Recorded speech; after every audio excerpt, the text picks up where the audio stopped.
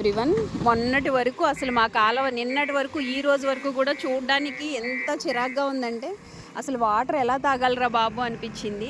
Bus 36 number కాలువ అండి మాది. అసలు ఎంత చెత్త అంటే క్యాంపులో ఉన్న చెత్త అంతా కాలువలోనే ఉంది.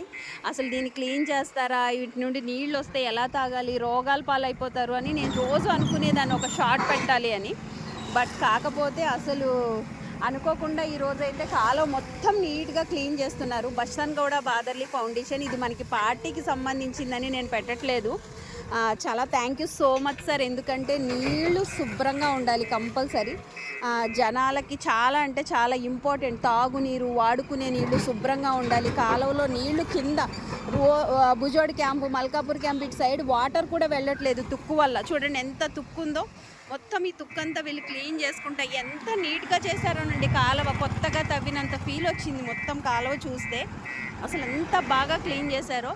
నేను ఒక ఇది ఏరేగా ఆళ్ళు వీళ్ళని పేర్లు పెట్టి చెప్పట్లేదు, కానీ థ్యాంక్ యూ సో మచ్ అండి. చాలా మంచి పని చేయించారు. చాలామందికి ఇది హెల్ప్ అవుతుంది. కింద దాకా నీళ్ళు వెళ్తుంది.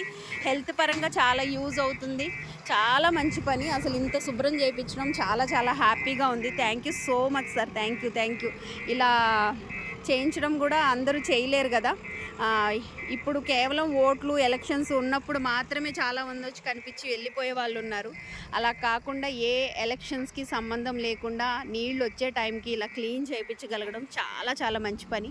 థ్యాంక్ యూ సో మచ్ అండి. ఇలాంటి మంచి మంచి పనులు, యూజ్ అయ్యే పనులు అందరూ చేయాలని కోరుకుంటున్నాను.